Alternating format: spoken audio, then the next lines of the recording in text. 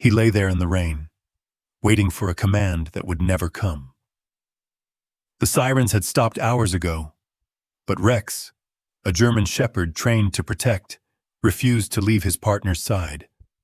His fur was soaked, his paws trembling, yet he stayed.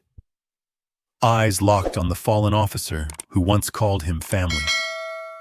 People walked past. Lights flashed. The city kept breathing. But for Rex, the world had gone silent. All he could hear was the echo of a voice he'd spent his life obeying. Somewhere deep inside that loyal heart, a question lingered, the kind that only love could ask. If my purpose was to protect him, who am I now that he's gone? When rescuers finally approached, Rex didn't growl. He didn't bark. He simply placed his head on the officer's chest, one final act of devotion before being led away. And yet, even as the ambulance door closed, his eyes never looked back. They were searching for something else, something lost, something eternal.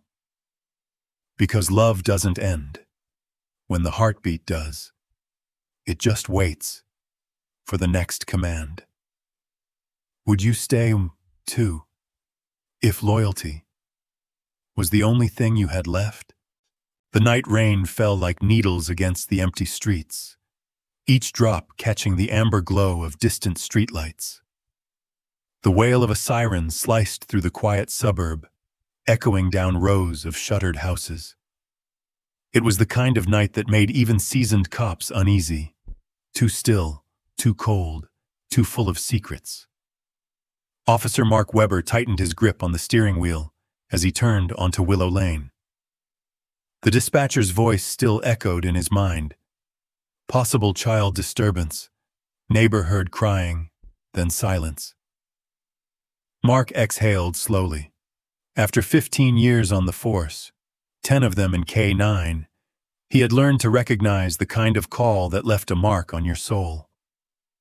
He glanced at his partner in the passenger seat, a massive German shepherd with watchful amber eyes. "Rex," he muttered softly. "Stay sharp, buddy." The dog lifted his head, ears perked, muscles tensed beneath his sleek coat. The rain tapped harder against the windshield. They pulled up to a dimly lit house, paint peeling, curtains drawn. The front yard was littered with forgotten toys, half buried in mud. One of them, a small, pink stuffed bear, lay face down in a puddle. Mark felt something twist in his chest. He approached the door cautiously, Rex beside him, silent as a shadow. His flashlight cut through the darkness, landing on the front door, slightly ajar. That detail made his pulse quicken. He pushed it open with his shoulder. "Police!" he called out, voice firm but calm. "Anyone here?"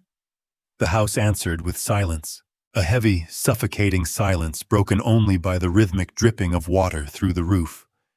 The air smelled of damp wood and something faintly sour, like forgotten meals. Rex moved first, nose low, tail stiff, scanning the corners of the room. His training told him to search, but there was something else in his movements, a tension that came not from threat, but from empathy. Mark followed him through the narrow hallway. His boots creaked on warped floorboards. The walls were lined with children's drawings, faded, taped crookedly. But there were gaps, too, rectangles of cleaner paint where pictures had been torn down. At the end of the hallway, Rex stopped, his ears tilted forward. Mark raised his flashlight, and the beam fell on a small shape in the corner of a room. A little girl, knees drawn to her chest, eyes wide and unblinking. She was barefoot, wearing a nightgown too thin for the chill. Her arms were covered in goosebumps. Mark's voice softened immediately. "Hey there. It's okay. My name's Mark. I'm a police officer." No response. The girl didn't even flinch. Her gaze wasn't on him. It was on Rex. The dog stood perfectly still, reading the room as only dogs can. Then, with slow, deliberate steps, he lowered himself to the floor and crawled forward on his belly. No commands, no words, just instinct. The girl's lips quivered. She pressed herself tighter into the corner. "Easy, Rex," Mark whispered. "Nice and easy." Rex inched closer, one paw at a time, until he was within reach. Then, in a gesture so gentle it almost broke Mark's composure, the dog laid his massive head softly on the girl's knee. He didn't bark. He didn't move. He just stayed there, breathing quietly, eyes never leaving hers. For a long moment, the room was frozen in that fragile stillness. Then something shifted. A tiny hand, trembling, hesitant, reached out and sank into Rex's fur. The dam broke. Tears streamed down her cheeks, silent and endless. Her shoulders shook as she whispered, almost too softly to hear, "You're the first one who didn't yell at me." Mark swallowed hard. He felt his throat tighten, the rain outside fading into a dull hum. He wanted to say something, comfort her, promise her safety, but the words caught behind the weight of the moment. So he let Rex speak for them both. The dog nuzzled closer, licking a tear from her wrist. She clutched him tighter, burying her face in his neck. For the first time that night, the air in the room changed. Not much, but enough. The fear didn't vanish, but it loosened its grip, replaced by something small and trembling and alive. Trust. Mark crouched beside them, careful not to startle her. "You're safe now," he said quietly. "We're here to help." She didn't look up, but she nodded once, the smallest motion, but enough for him to see the spark of recognition. Mark reached for his radio. "Dispatch, this is Unit 7. We've got a child, approximately 8 years old, safe for now, requesting child services and medical backup." As he spoke, Rex stayed by the girl's side, refusing to move even when Mark tried to guide him out. The dog's body formed a shield, eyes constantly flicking toward any sound or shadow. Minutes later, flashing lights filled the street. Paramedics and social workers entered, speaking in careful, practiced tones. Emma, they learned her name later, refused to let go of Rex's fur, clutching him as if he were her last anchor to safety. When they tried to separate them, she began to shake violently, her breath quick and shallow. "Let him stay," Mark told the medic, "just for now."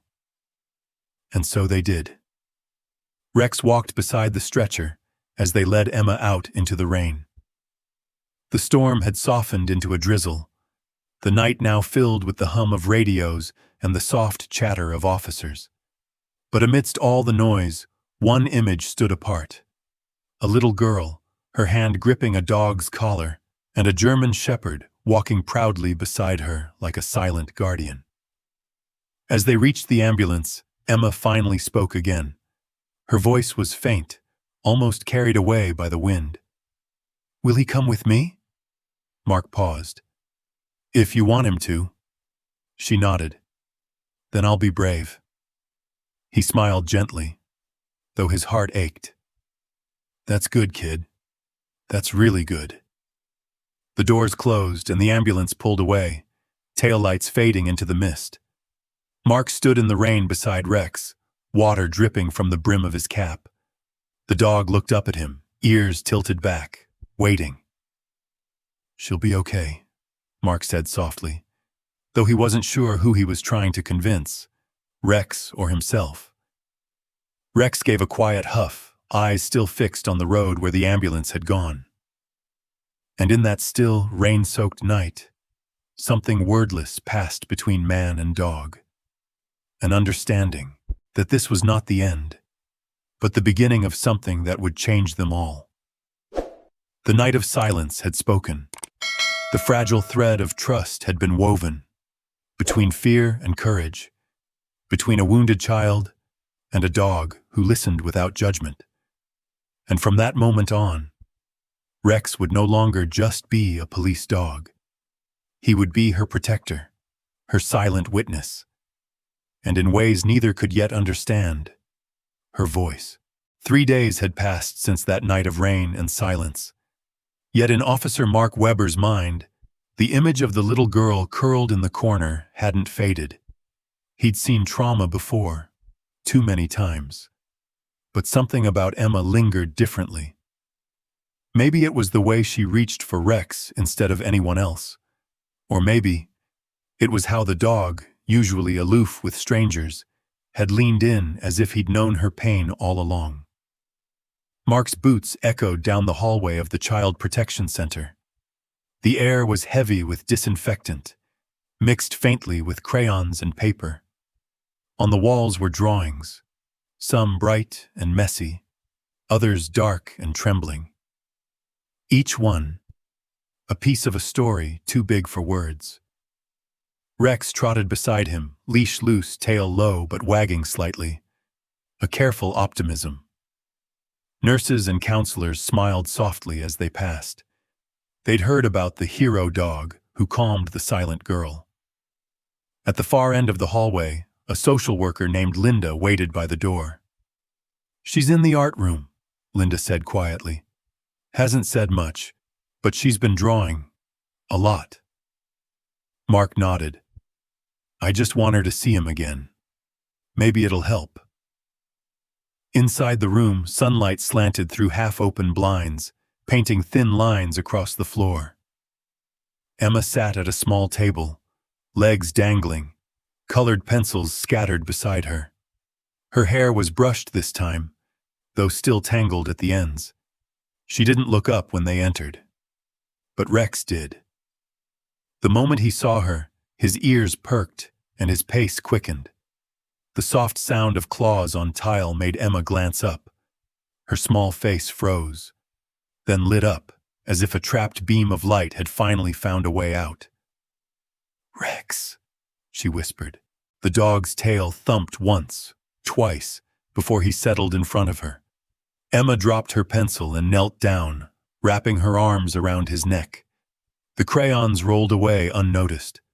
Mark stayed by the door, not wanting to intrude. He watched as the tension in her tiny shoulders melted away, replaced by quiet comfort. For the first time since the rescue, she smiled. Rex licked the corner of her cheek, and she giggled. A sound so small and fragile that even Linda had to blink back tears. On the table, Mark noticed the stack of papers Emma had been working on. They were all drawings of Rex. Not perfect, but unmistakable. His black saddle coat, his sharp eyes, the police badge on his collar. On one, she had drawn herself beside him, holding his leash. Above it, in shaky letters, were 3 words: "My friend Rex."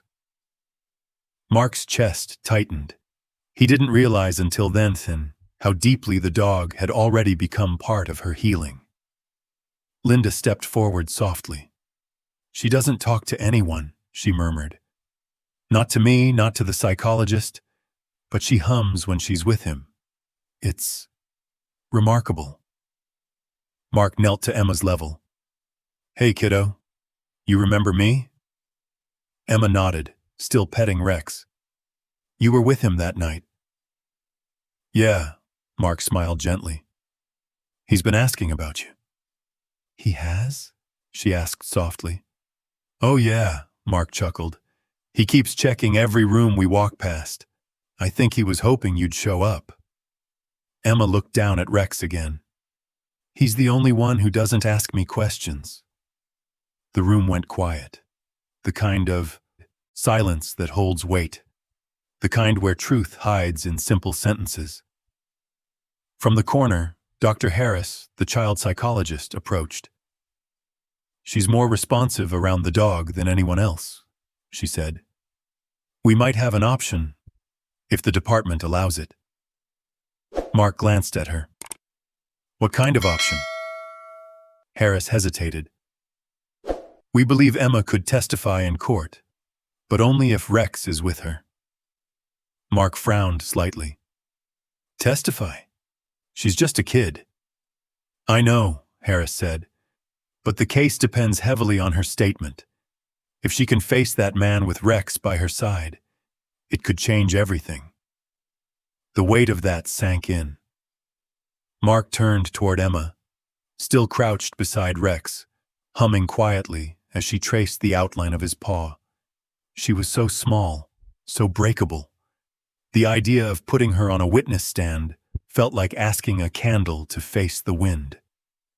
She's terrified, he said. You put her in that courtroom, she'll shut down. Unless, Dr. Harris replied, we make her feel safe. The bond between a therapy dog and a trauma survivor can anchor a child's emotions. In this case, she looked down at Rex, it's more than therapy. It's trust.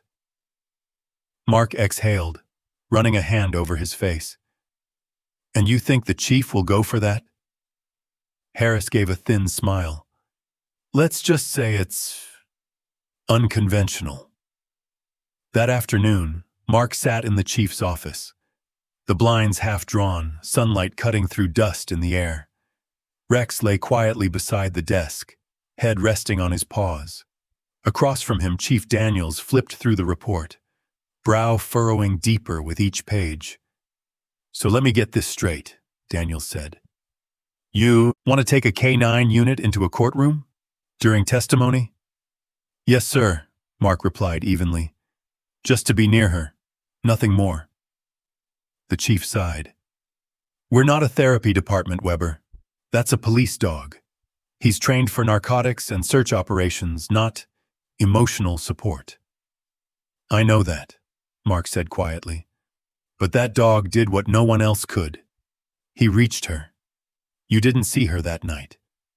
She wouldn't even look at me, but Rex. His voice softened. He got through to her. Daniels leaned back, tapping a pen at the desk. This is a legal proceeding, not a reunion. If the defense objects, let them, Mark interrupted gently. If it helps her tell the truth, it's worth it. A long silence stretched between them. Finally, Daniels looked down at Rex. Calm, patient, loyal. The chief's voice softened. You really think she can do it? If Rex is there, Mark said quietly. Yeah, I think she can. Later that evening, Mark returned to the child center. The sun had dipped below the horizon, the room bathed in the golden afterglow of dusk. Emma sat cross-legged on the floor with Rex beside her, both watching the fading light. Mark crouched next to them. Hey, Emma, he said softly. Can I tell you something? She looked up, curious. The chief said yes, Mark said. Rex can come with you to court. Really? Really? For a moment she didn't say anything. Then her eyes filled with tears, not the kind born of fear, but relief. She leaned into Rex, whispering through trembling lips, If Rex is there, I'll be brave. Rex responded with a watsun, low, comforting rumble, pressing closer.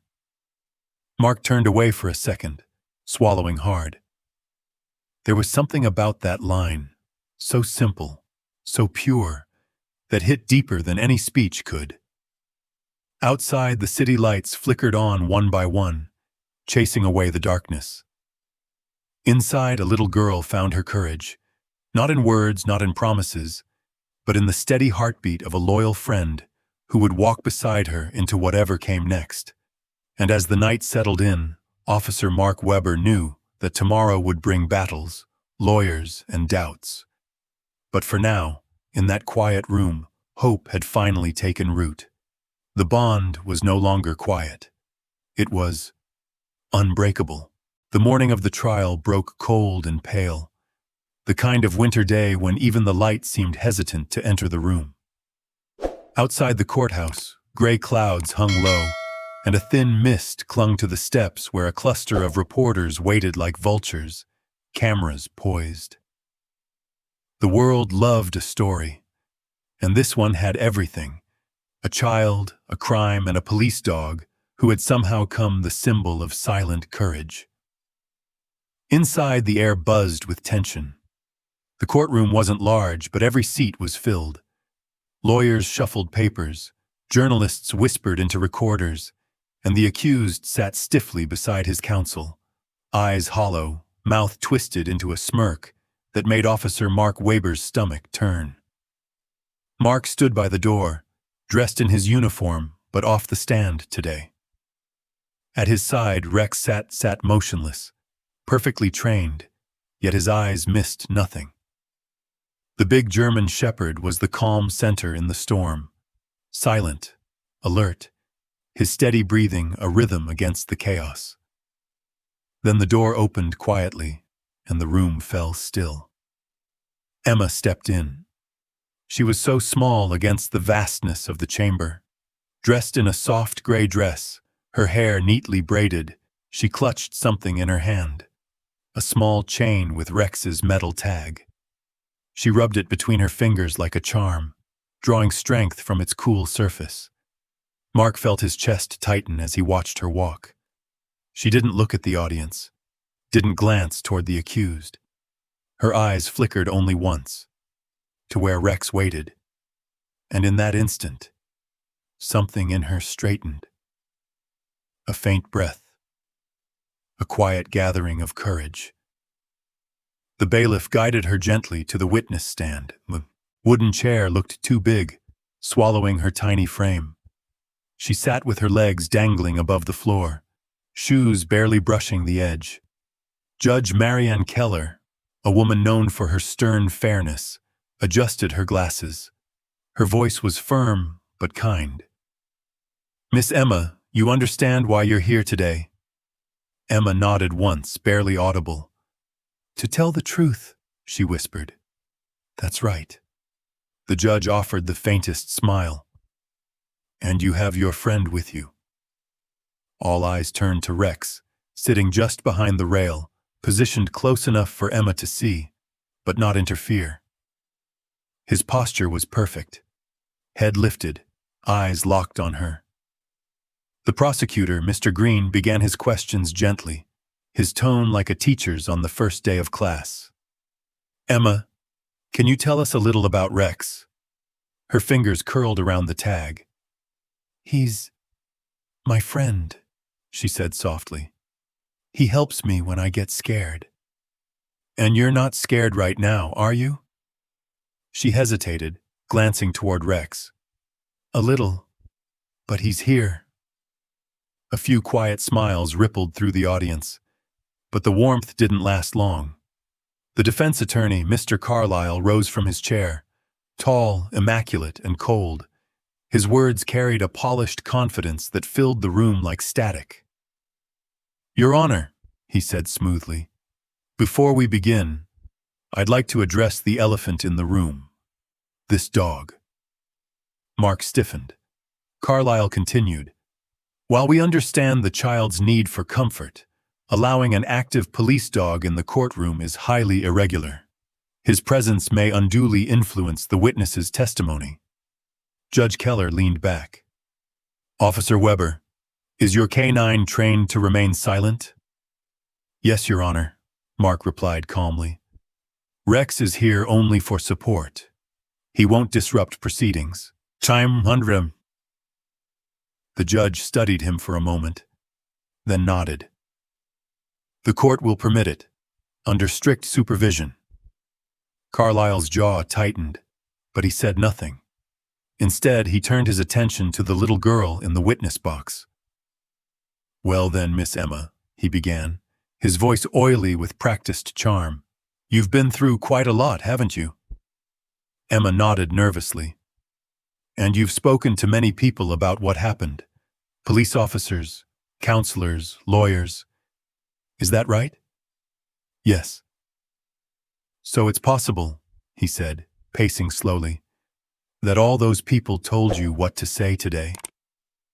Her small hands fidgeted in her lap.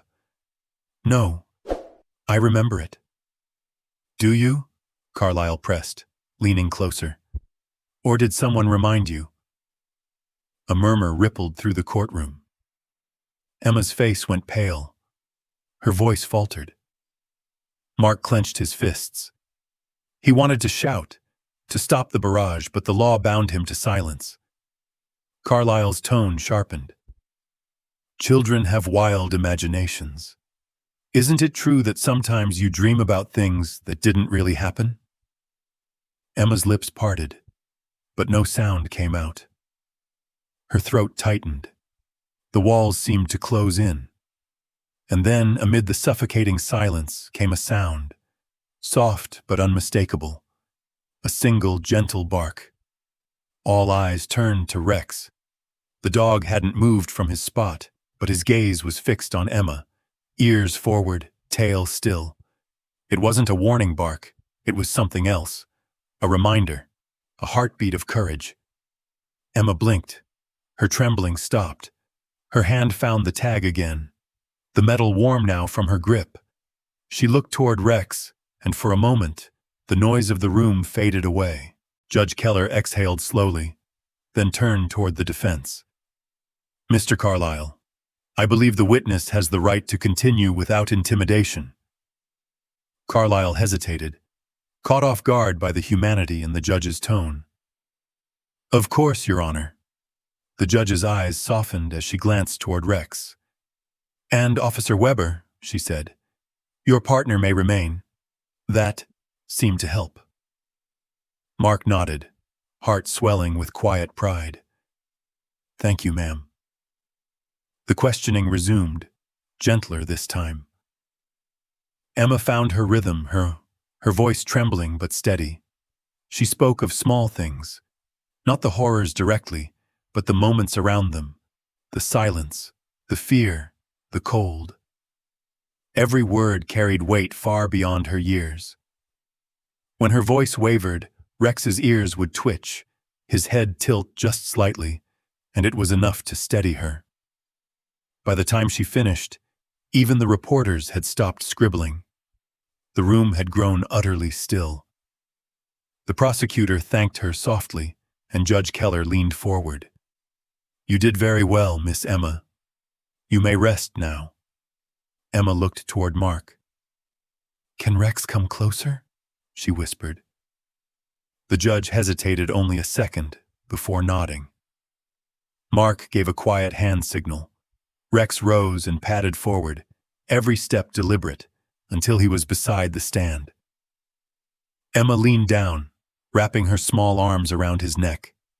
The audience watched, not as spectators but witnesses to something wordless and pure. For that brief moment, the courtroom, a place of law, evidence, and hard reason, became something else. It became human. When Emma was escorted out, Mark followed a few paces behind. Reporters surged toward him, shouting questions, but he ignored them. Outside, the cold air hit his face like a slap. He looked down at Rex, who walked beside him, calm as ever. Good boy, he murmured. You did more for her than any of us could. Rex gave a low, approving rumble, eyes watching the horizon. And as they stepped into the gray morning light, Mark realized that the real trial had only just begun. Not in the courtroom, but in the quiet courage of a child who had found her voice, and the dog who refused to let her lose it again. The next morning, the courtroom was colder than before, not in temperature, but in spirit. The fluorescent lights seemed harsher, the walls closer. Outside, a storm gathered over the city, its dark clouds pressing down, as if the sky itself held its breath. Emma sat on the stand again, her small frame dwarfed by the wooden structure. The soft gray of her dress blended into the dull tones of the courtroom. But the little tag she held, Rex's tag, caught the light each time her fingers turned it nervously. Its faint jingle was the only sound that reminded her. She wasn't alone. Mark sat near the back, eyes trained on her every movement. Rex rested quietly by his side, head up, posture alert, muscles tense beneath his coat. He was calm, but his instincts were humming. He could feel it. The fear, the tightening air, the way Emma's breathing came quicker with every question. The prosecutor had finished his part.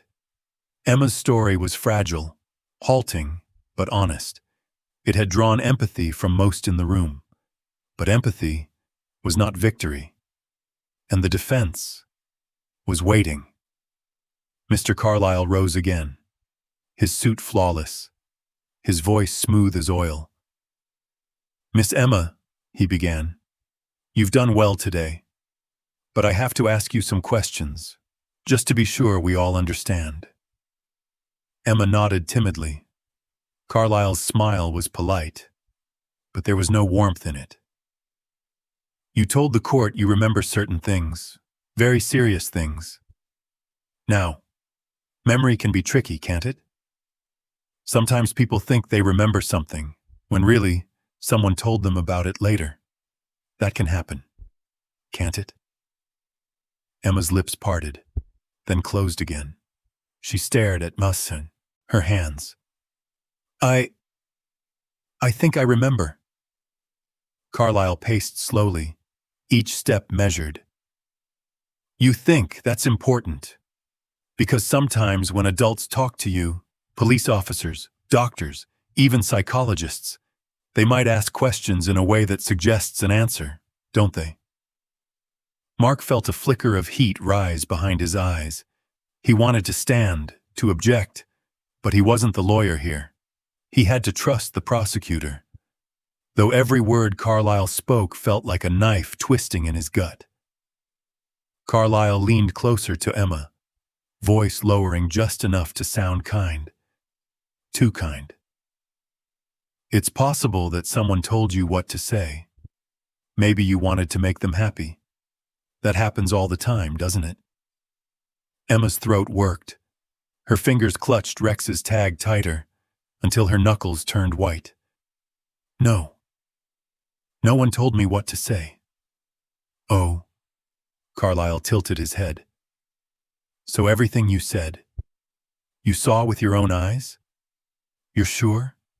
You didn't dream it? Or imagine it?" The room was silent. Even the reporters had stopped writing. Emma's breath came quicker, her eyes darting from the lawyer to the floor, then to the empty space in front of her. She wanted to speak, but fear pressed against her ribs, heavy and merciless. Rex shifted. It was subtle.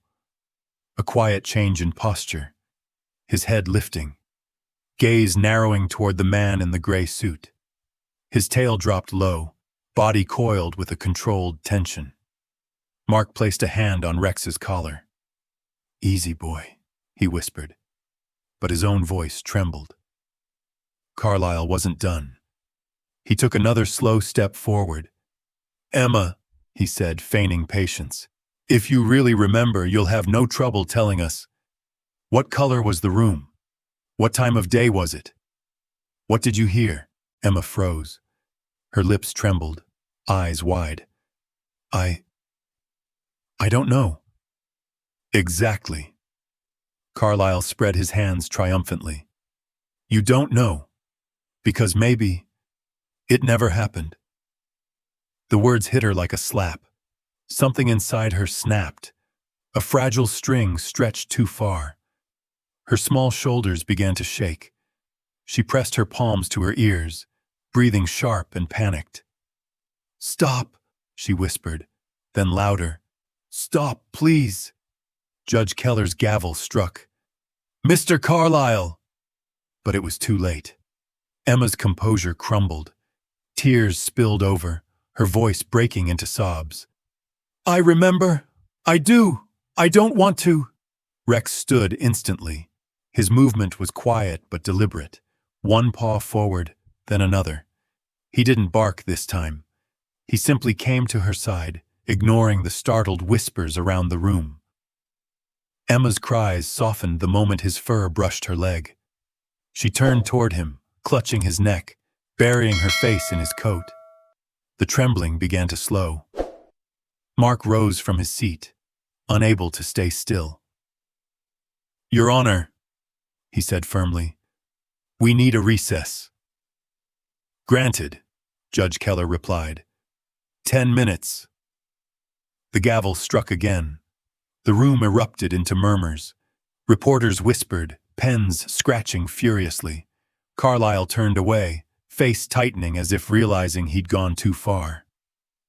Mark moved quickly to the stand, kneeling beside Emma. His voice dropped low.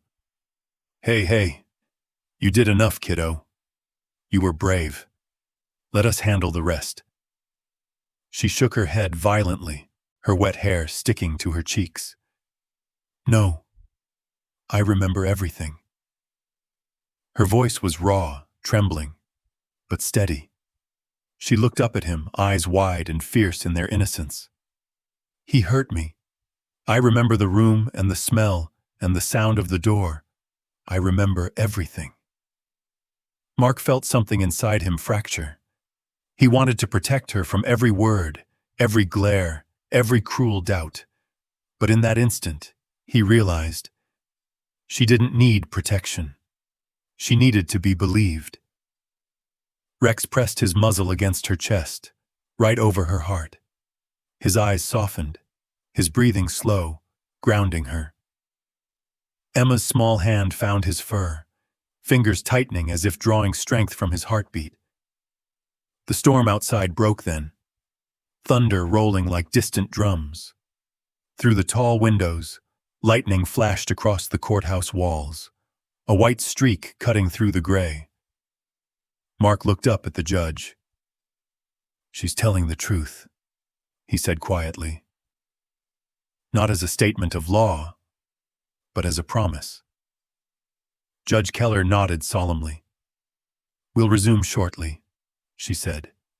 Her voice was no longer just that of a judge, but of a mother who'd seen enough pain in her time. As the courtroom emptied, Emma remained on the stand, Rex still by her side. She ran her hand through his fur again and again, steadying her breath. Mark placed a gentle hand on her shoulder. "You did good," he said softly.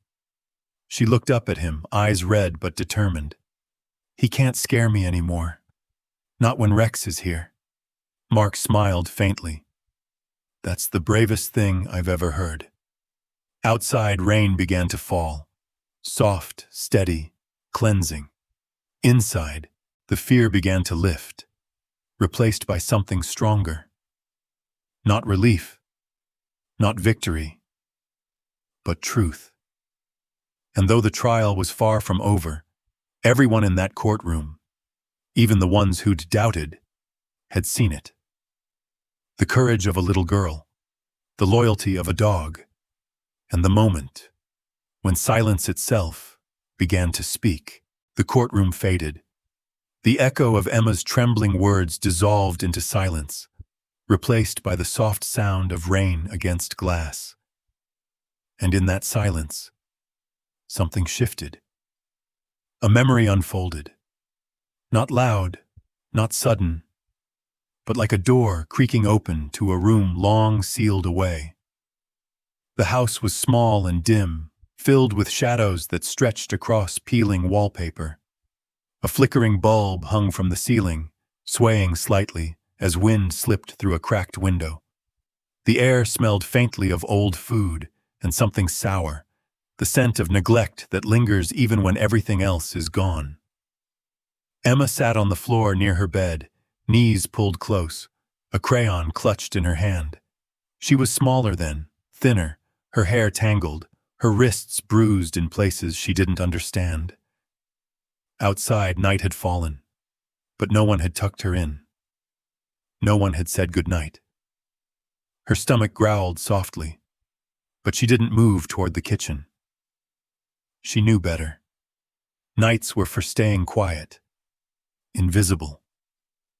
In front of her lay a torn notebook, her secret world. It was filled with uneven drawings of dogs, trees, sunlight, things she wished she saw more often. In one drawing, a little girl held a big dog's paw.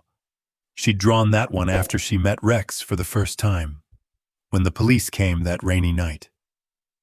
Before Rex, the house had been filled with silence, not the peaceful kind, but the heavy kind that presses against your chest. Days blurred together, cereal gone stale on the counter, footsteps that meant anger, not comfort. Sometimes she'd sit by the window, watching the streetlights flicker, listening to distant laughter from houses where bedtime stories were told. She didn't cry anymore. Tears had stopped coming after too many nights of being told to be quiet or stop making things up. But she still felt. And that was worse. So she started to write. Not stories, not letters, just small scraps of truth. On the back of old receipts, napkins, whatever paper she could find, she wrote pieces of her world. Short phrases, half thoughts, things like, "It's cold again. The door locked tonight. He didn't look at me." She folded them tight, as if hiding them could make them less real. Then she'd slip them under her pillow, or tuck them into the crack of the wall behind her bed. Secret messages to no one, to anyone. One night, she wrote something different. It was after she'd seen Rex for the first time. That quiet giant who didn't yell, who didn't demand. He had just looked at her, eyes deep and calm, and laid his head against her knee. That night, for the first time, Emma felt seen. She took out a crumpled piece of paper and wrote carefully, her hand shaking slightly. "If I can't say it, maybe someone will find it." She stared at the words for a long time. Then she folded the note and slipped it under her pillow, whispering to herself like a secret prayer. That tiny act, unnoticed, unimportant to anyone else, was her rebellion against the silence. Days turned into weeks. The neglect grew quieter, colder, meals forgotten, bruises hidden under long sleeves. Sometimes she'd talk softly to herself at night, pretending someone was listening, a teacher, a friend, anyone. Once she whispered, "If I had a dog, he'd stay with me." She didn't know then that life was already answering her. It was raining again when the police came. The night that changed everything. Sirens, voices, flashing lights. She remembered them like fragments of a dream. But what she remembered most wasn't the shouting or the questions. It was Rex, stepping through that doorway, calm amid chaos, his fur glistening under the rain. He didn't ask anything of her. He just was. When he laid his head on her knee, something cracked open inside her, the wall she'd built to survive. For the first time, she felt safe enough to cry. That night, while officers walked through the house and neighbors whispered outside, Emma slipped upstairs. She reached under her pillow, pulled out the folded paper, and pressed it against her chest. She wanted to give it to someone, to show them the truth. But fear still held her back. What if no one believed her? What if they thought it was just another story? So she kept it, hidden, crumpled, waiting. And in that waiting, it became her secret proof, the piece of her voice that couldn't be silenced. The flashback softened, fading into a candlelit glow. Emma sat on her small bed, a single candle flickering beside her. The light danced across her face, illuminating the tracks of dried tears. The paper lay open. In front of her, blank except for the first few words. She held the pencil loosely, staring at it as though unsure what to write next. "I don't know how to tell them," she whispered. "They'll just tell me I made it up again." Her hand trembled as she wrote another line, then another. "He gets mad when I talk. Sometimes I hide under the bed. Please, someone find me. The candle flickered harder, its flame bending in the draft. She folded the note quickly, tucking it under her pillow before the flame went out. Then she whispered, half to herself, half to the unseen presence she'd started to believe was watching over her. If I can't say it, maybe someone will find it. A tear slipped down her cheek, catching the light. She pressed her palm to her heart, feeling it beat too fast, too fragile, and closed her eyes. The last thing she heard before drifting into a restless sleep was the sound of rain against the window. Somewhere outside, a distant dog barked. She didn't know that months later, that very note, that small, desperate fragment of truth, would surface again. Carried not by chance but by loyalty. And when it did, it wouldn't just tell her story. It would save her. The memory dissolved, and the scene returned to the present. The courtroom, the storm, the tension of truth pressing at the edges of disbelief. Emma sat quietly now, hands folded, unaware that the words she'd once hidden in fear were about to rise from the shadows, carried by the same faithful friend who had once found her in the dark. The rain had stopped by the time court resumed, but inside the courtroom, the tension was heavier than any storm. The air was still, charged, like the pause before thunder. Reporters whispered into their microphones, pens tapping nervously.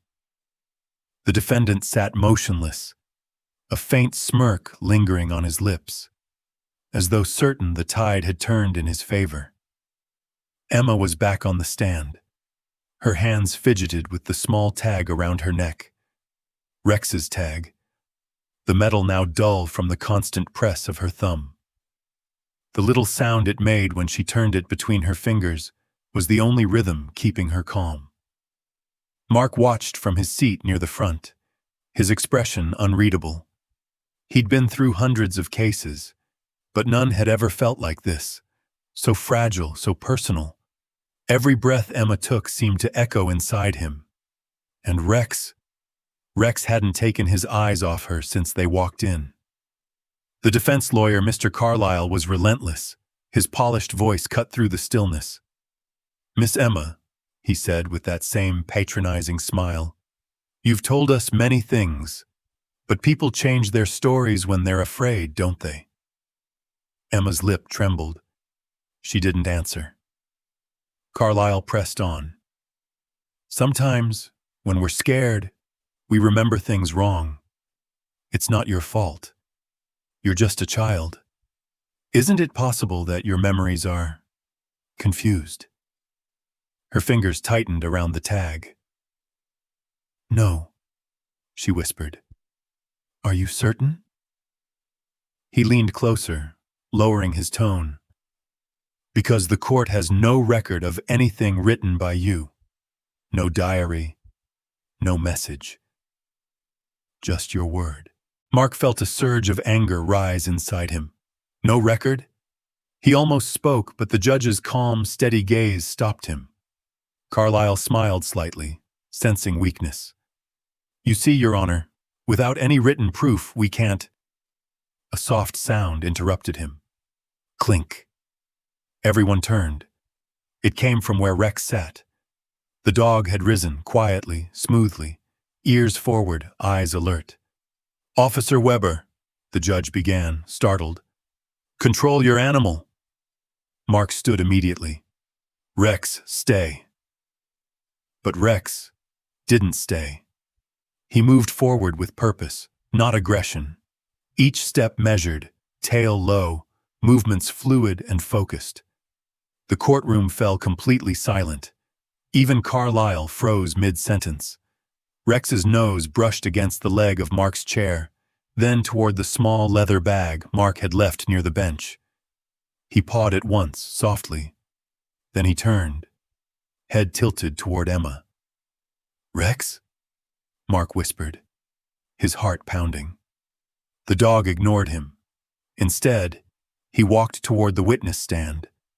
His claws clicked faintly on the marble floor, each sound echoing like a heartbeat. Gasps rippled through the courtroom. Reporters rose halfway from their seats. The bailiff stepped forward, uncertain. Rex stopped just before the stand, looked up at Emma, then lowered his head, and nudged something with his nose. A small, folded piece of paper. It was old, crumpled, edges worn and slightly stained. No one had seen it before. Mark's pulse surged. He bent down, carefully picking it up.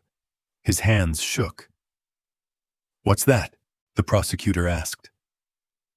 Mark unfolded the paper slowly, revealing lines of faint, shaky handwriting. His breath caught as he recognized the letters. Uneven, childlike. It was Emma's handwriting. He turned the paper toward the judge. "Your Honor, this looks like a note. From her." Carlyle frowned. "A note? That's preposterous. Probably planted." Mark shot him a glare sharp enough to cut. "This wasn't planted. Rex found it." The room stirred. Reporters whispered furiously. The judge banged the gavel once. "Quiet." She turned to Mark. "Officer, where did he get it?" I don't know," Mark admitted. His voice was unsteady, a rare break in composure. "But Rex is trained to detect personal scent traces. If he found this, it means it carries Emma's scent. Maybe from her belongings." The judge gestured toward the bailiff. "Bring it here." Mark handed over the note. The bailiff carried it carefully, placing it on the judge's desk. Everyone watched as Judge Keller unfolded the page fully, her eyes scanning the words. Silence. Then, the faintest tremor in her voice. "These words," she murmured. "It says," she paused, then read aloud. "If I can't say it, maybe someone will find it." The courtroom froze. Emma's eyes widened. She gasped softly, her small hand flying to her mouth. "That's mine," she whispered. "I wrote that." Mark felt his heart stop. Carlyle's confident mask cracked. "Objection! There's no proof this wasn't fabricated after," but the judge silenced him with a look. "Enough. We'll verify it." The bailiff passed the note to the forensic technician. The technician examined it carefully, whispering quietly to the prosecutor. Then he nodded, confirming. "Your Honor," the prosecutor said, standing, "the ink is old. The fibers are consistent with age. This was not written recently." A murmur swept the courtroom. Disbelief, awe, even fear. Emma sat frozen, tears welling in her eyes. "I remember that paper," she said softly. "I wrote it. I hid it under my pillow. I thought no one would ever see it." Mark knelt beside Rex, his hand brushing through the dog's fur. "You found it," he whispered, his voice breaking. "You really found it." Rex blinked, calm, his gaze steady, as if he'd simply done what needed to be done. The judge looked at Emma again, her stern tone softening. "Miss Emma, do you remember when you wrote this?" Emma nodded, tears spilling freely now. "The night after he came. After Rex came to my house, I wanted someone to know." For the first time since the trial began, the entire room wasn't just watching a case. They were witnessing something sacred. A truth surfacing from the depths of silence. Even the accused shifted uneasily, his smirk gone. His eyes darted toward the note as though it were a weapon. Mark stood slowly, unable to hide the emotion in his voice. "Your Honor, that dog just uncovered the only physical evidence we didn't even know existed." The judge's gaze softened. "Sometimes," she said quietly, "justice comes in unexpected ways." No one spoke after that. Time customs The sound of the rain beginning again outside was the only thing that filled the void. Emma reached down from the stand, her hand trembling, and touched Rex's head. The dog leaned into her touch, eyes half closing. Mark watched them. The girl and the dog, both survivors in their own ways. He thought of all the reports, all the procedures, all the endless paperwork that filled his life. None of it, not the badges, not the rules, had ever carried the weight of this single moment. A child who had once been voiceless, a note written in the dark, and a dog whose instinct turned silence into truth. In that instant, the courtroom didn't feel like a place of judgment anymore. It felt like redemption. The next morning, the courthouse was quieter than usual. The buzz of reporters had dimmed. Even the usual murmur of conversation before a session was replaced by the uneasy hush of people waiting for something sacred to unfold. The note, that small, crumpled piece of paper found by Rex, had changed everything. It had shifted the balance of the trial, drawing the line between doubt and truth. When the proceedings resumed, the judge's expression was solemn.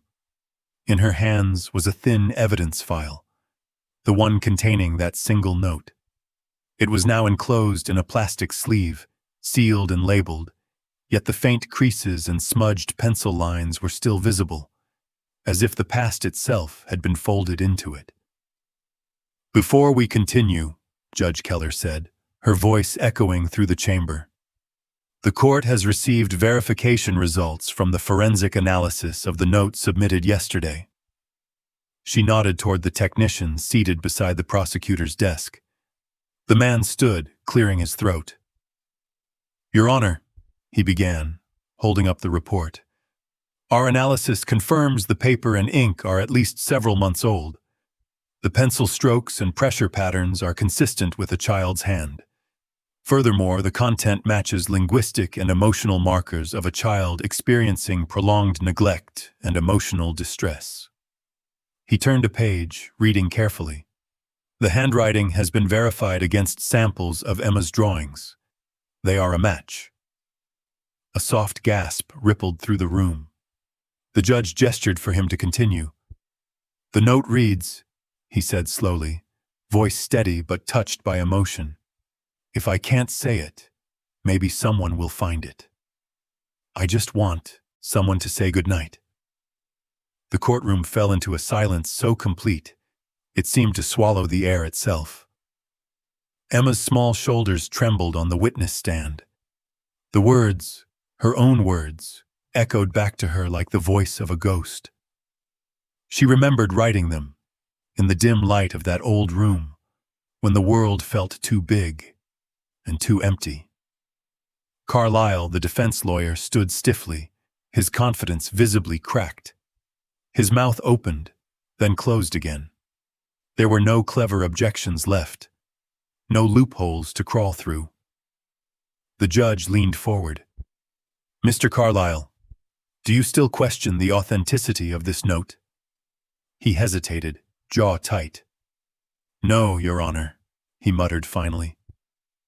For the first time since the trial began, he looked away, unable to meet the gaze of the little girl he had doubted so fiercely. The prosecutor rose, voice low but steady. "Your Honor, this note is not just evidence. It's a child's cry for help, one that went unheard until now. It supports everything Emma told us. The timeline, the emotional state, the trauma, all consistent with her testimony." The judge nodded, eyes softening. "This court recognizes the note as admissible evidence." Mark exhaled quietly. He hadn't realized he'd been holding his breath.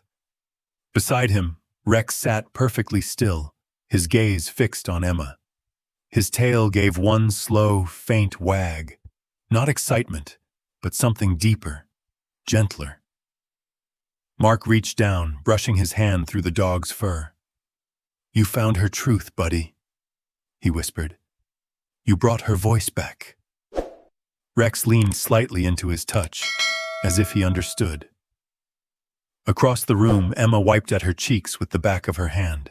400 psims. The courtroom, once a place of intimidation, now felt lighter, as though the truth had pushed open a window that had long been sealed shut.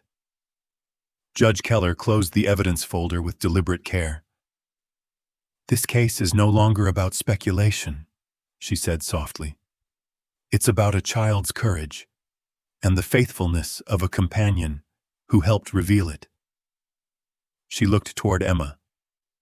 Miss Emma, you've done something extraordinary. You may step down for now. We'll take a short recess. The gavel struck once, not a harsh sound, but a release. Outside the courtroom, the hall was filled with murmurs, camera flashes, and hurried footsteps. But in a small waiting room just beyond the corridor, peace lingered.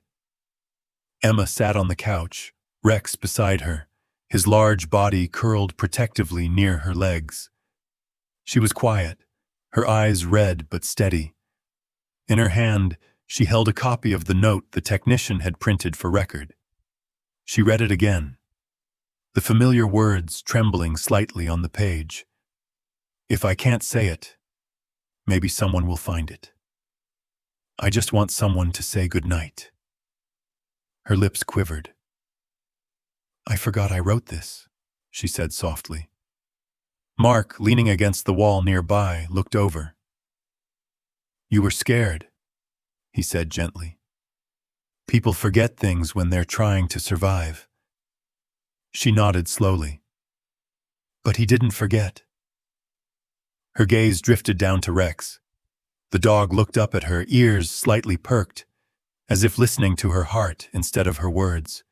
She reached out, fingers sinking into his fur, and whispered, voice breaking. He remembered what I forgot. The room went quiet. Mark turned away for a moment, blinking hard. He'd seen hardened officers cry, seen victims reclaim their lives. But this was something else. This was healing in its purest, simplest form. A child and a dog, bound by trust that defied everything else. Rex exhaled softly and pressed his muzzle into Emma's lap. She bent down until her forehead touched his, her tears soaking into his fur. Mark spoke gently. You know, Emma, sometimes dogs don't need words. They just know. Emma smiled faintly through her tears. He knew I needed him. Mark nodded. Yeah, he did. Outside the window, the gray clouds were breaking apart, letting in thin shafts of sunlight that stretched across the floor. It caught the metallic glint of Rex's tag, now hanging from Emma's fingers. The light made it gleam like a medal, not for service, but for love. In the distance, the faint hum of the courtroom returned, people preparing to resume, voices blending into a low, respectful murmur. Emma wiped her eyes and sat up straighter. Will I have to talk again? Mark hesitated, then smiled. Maybe, but this time you won't be alone. She looked down at Rex and nodded, determination flickering through her grief. I know. The moment lingered, fragile, luminous, the kind of moment that stays burned into memory long after the noise of life moves on. As they stood to return, Mark placed a hand on Emma's shoulder. You did something brave today, kiddo. You showed them the truth. Emma looked up at him, then back at Rex. He showed them, she said softly. I just followed him, and when they walked back into the courtroom together, the light followed them, spilling through the tall windows, washing over the dark wooden benches and polished floors. The air no longer felt heavy. The truth had weight, yes, but it was the kind that lifted, not crushed. And as Rex padded forward beside his handler and the little girl whose life he had changed, The room seemed to recognize it too, that in the end, it wasn't law or argument that turned the tide. It was the quiet power of loyalty, the evidence of the heart. The day of the verdict arrived wrapped in gray skies and slow, heavy clouds. The courthouse stood like a stone fortress against the wind, its flag snapping sharply in the cold morning air. Inside, tension thickened with every tick of the clock. People spoke in hushed tones, as if afraid to disturb the weight of justice that hung above them. Emma sat quietly beside Mark, her small hands folded tightly in her lap. She wore a simple blue dress, her hair brushed neatly behind her shoulders. Rex sat at her feet, head resting against her knee, calm as ever, but alert, as though he too understood that this was the end of something that had changed them all. The courtroom filled quickly. Reporters whispered, cameras clicked, and a few curious onlookers packed the back rows. The defendant sat with his lawyer, face pale but expressionless. He no longer looked defiant, only hollow. When Judge Keller entered, the room fell silent. She carried the same calm authority as always, but there was a softness in her eyes today, a quiet compassion.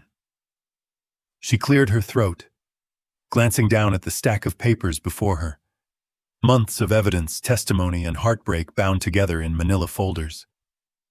"This court," she began, "has reviewed the testimonies, the medical reports, and the newly discovered evidence submitted by the prosecution, including the handwritten note found by the K-9 unit, Rex."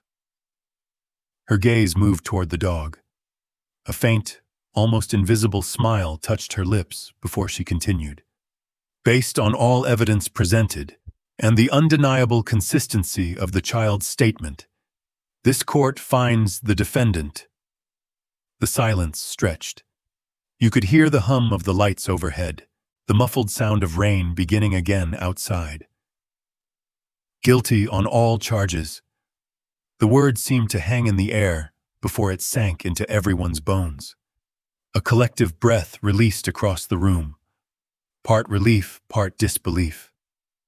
The prosecutor bowed his head, eyes closing for a second in gratitude. Carlyle, the defense lawyer, sat motionless, staring down at the table. But Emma didn't move. She just sat there, blinking, her fingers tightening around the tag that still hung from her neck. Judge Keller continued, her voice softer now. "This case will be remembered not only for the evidence that spoke, but for the courage of a child, and the instinct of a loyal partner who refused to let silence win." She glanced toward Rex. "Emma, you were brave enough to speak the truth. And Rex, you reminded us all that sometimes the purest form of justice comes from the heart." Mark swallowed hard. He hadn't expected to feel this much. He'd seen countless verdicts in his career, but this one carried something human, something sacred. As the gavel came down, the courtroom erupted in motion. The flurry of reporters, the flash of cameras, the hum of voices rising all at once. Mark stepped forward instinctively, shielding Emma with his arm as Rex pressed close to her side. The dog's presence was steady, unshaken amid the chaos. Emma didn't look at the cameras. She didn't look at the journalists or the curious faces peering over the benches. She looked only at Rex. She knelt beside him, small hands cupping his muzzle, eyes filling with tears. "We did it," she whispered.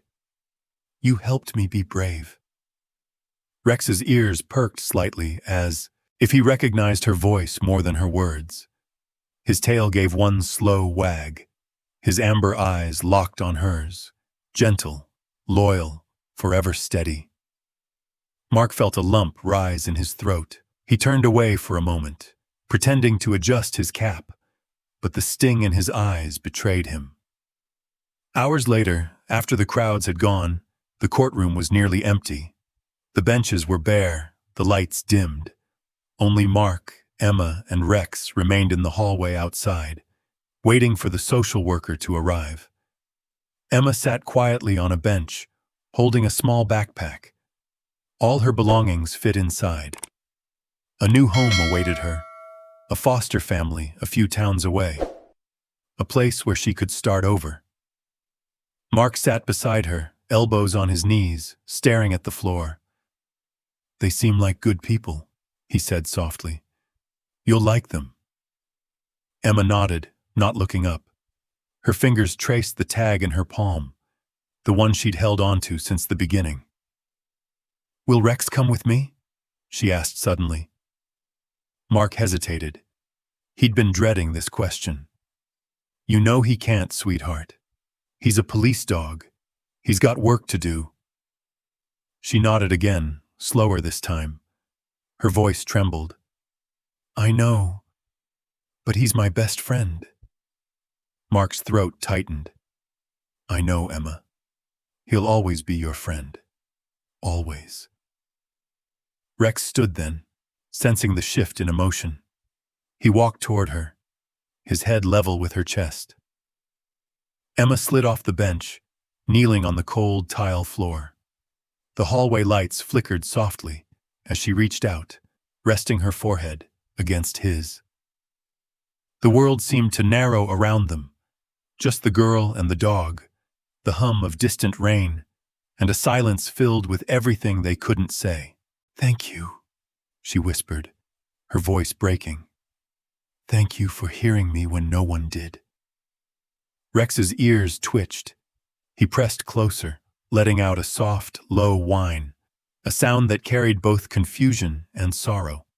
He didn't understand why she was leaving, only that the air smelled different, heavy with goodbye.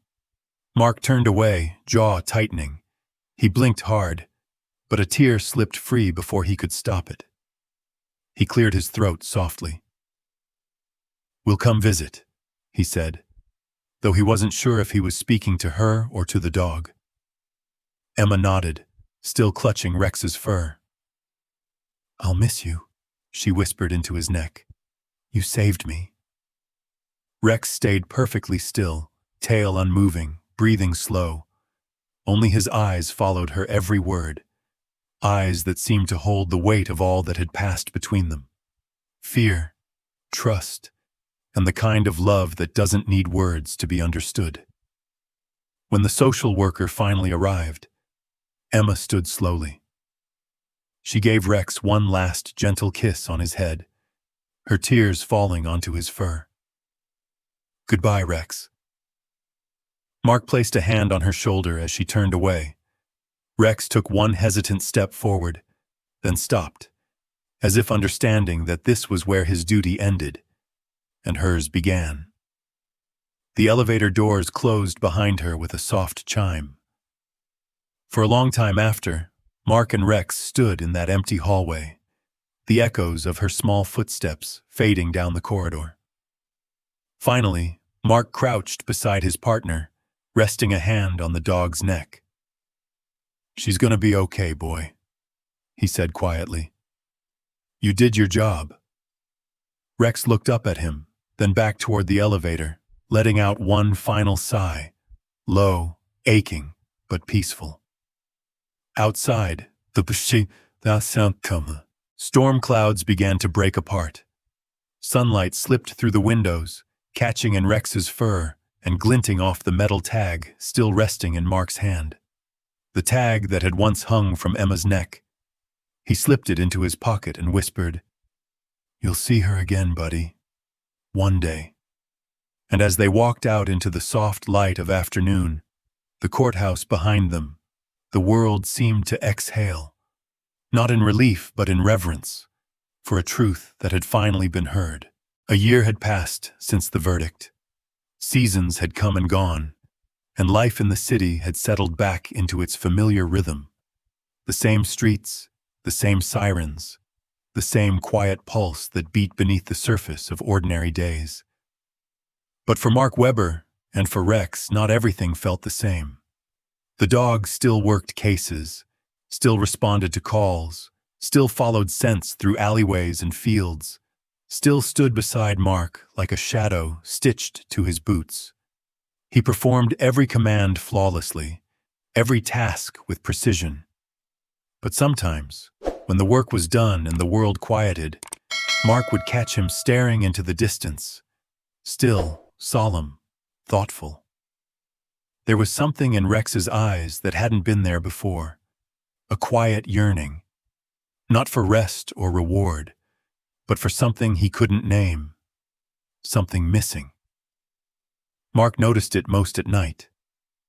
Rex would lie by the door of the station, ears twitching whenever a child's voice echoed down the hall, or a laugh drifted from outside. It was subtle, but unmistakable. A searching, a waiting. "Still thinking about her, huh?" Mark said one evening, kneeling beside him. His hand rested on Rex's shoulder, the familiar warmth grounding them both. "I get it, buddy. Me too." The dog didn't move, just sighed softly. That deep, almost human sound of longing. It was late autumn when it happened. The kind of evening when the air felt sharp but alive, and the setting sun bled gold across the rooftops. Mark and Rex were on routine patrol, driving slowly through the residential district. Leaves swirled along the pavement, catching the light. Kids were walking home from school, backpacks swinging, laughter spilling into the street. It was one of those simple, perfect moments that reminded Mark of what they fought for. Normalcy, safety, a future unbroken by fear. As they turned down Maple Avenue, Rex shifted suddenly in the passenger seat. His ears pricked, his body tensing. He gave a small sound. Not quite a bark, not quite a whine. Just recognition. Mark glanced at him. "What is it?" But Rex was already staring out the window, his entire posture alive with alertness. Mark slowed the cruiser. Through the glass, beyond the chain-link fence of a nearby playground, children were running and shouting, chasing a ball across the fading light. It was an ordinary scene, except for one small detail.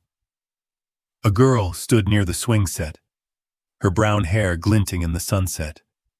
She was laughing, freely, unguardedly, as another dog, younger and smaller than Rex, jumped around her feet. Mark's breath caught. "Emma."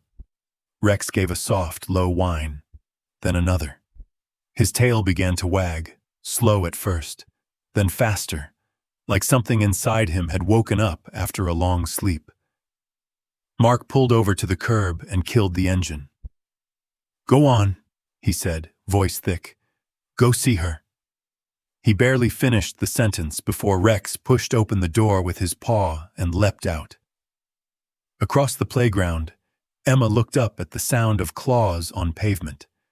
For a moment, she froze, her mind struggling to bridge the gap between memory and the present. Then recognition bloomed in her eyes. She dropped her backpack. It hit the ground with a soft thud as she ran, her shoes kicking up dust and leaves. "Rex!" she cried, her voice breaking halfway through the name. The dog bounded toward her, ears flat, tail whipping like a banner in the wind. When they met, Emma dropped to her knees, and Rex crashed into her arms, burying his head against her shoulder with a low, trembling sound that wasn't quite a bark, something deeper. The world seemed to stop. Children froze mid-play. Teachers fell silent. And from the car, Mark felt time fold in on itself. It wasn't loud, no shouts or spectacle, just two souls finding each other again. Emma laughed through tears, pressing her face into Rex's fur. "You remember me?" she whispered. Rex licked her cheek, whining softly, eyes steady and full of recognition. Mark stepped out of the cruiser, leaning against the door, smiling faintly. The girl who had once trembled in fear now stood radiant with joy. "Hey, kiddo," he called. She turned, grinning wide. "Officer Mark?" She ran to him, Rex at her side. Mark hugged her gently. "You look good. Doing okay? Emma nodded. Better than okay. I have a new home. My foster family's wonderful. They even let me get a dog. His name's Toby. The small golden mutt wagged nearby. Mark chuckled. Looks like he's got his paws full. Emma laughed. He's no Rex, though. Rex gave a soft huff, and they both laughed again. For a while, they simply stood together in the golden light, the world humming softly around them. Mark knelt beside Rex. See, buddy? She's okay. You did good. The school bell rang. Emma wiped her cheeks. Can I see you again? Mark nodded. We'll make that happen. She pressed her forehead to Rex's. I missed you. As she walked away, Rex watched until she disappeared behind the fence, still listening. Mark rested a hand on his neck. Come on, pal. Let's go home. For the first time in years, Rex's eyes held no sorrow, only peace. Some bonds, Mark thought, never fade. They just wait until love brings them full circle again. It was spring again, the kind that felt like renewal. Sunlight streamed through Riverside Elementary's assembly hall, where rows of students buzzed with chatter beneath a banner that read, Courage and Kindness Week. Among firefighters and nurses, the next speaker was unexpected, a girl of 14, standing quietly behind the microphone. Emma. Her hair was longer now, her voice steady with hard-earned calm. Around her neck hung a polished dog tag that caught the light. In the back row, Officer Mark Weber stood beside Rex, his once dark muzzle now touched with gray. Hi, Emma began, voice soft but sure. My name is Emma, and I want to tell you about a hero. The room fell silent. He doesn't wear a cape or drive a police car, and he doesn't speak in words, but he listens, better than anyone I've ever met. Her gaze drifted toward the back. Rex's ears twitched. A few years ago, I was scared. I didn't think anyone would ever believe me. Then one night, a police officer and his dog came to my house. The officer's name was Mark, and the dog's name was Rex. Whispers rippled through the room. Rex walked right up to me, she continued. He didn't bark or ask questions. He just put his head on my knee, and for the first time in a long time, I felt safe. Her voice trembled, then strengthened. He stayed with me through everything. The fear, the courtroom. When I couldn't speak, he listened. When I couldn't be brave, he was brave for me. Tears glimmered in teachers' eyes. Even the children sat motionless. I used to think heroes wore badges, Emma said, but now I know a hero is anyone who helps someone find their voice. Sometimes, she smiled faintly, he has 4 paws. Applause filled the hall, but Emma's eyes stayed on Rex. Mark's hand rested on the dog's head. That's you, buddy, he whispered. When the students began to leave, Emma walked toward them. Sunlight framed her as she knelt beside Rex. You haven't changed, she said with a teary smile. Still the same patient listener. Rex pressed his muzzle against her shoulder. The same gesture from years ago, now a quiet reunion. Mark turned away, his throat tight. Emma whispered, You were my voice. She rose and kissed his head. Thank you. Mark smiled softly. He's been waiting to hear that. She looked up at him. You too, Officer Mark. Thank you for believing me.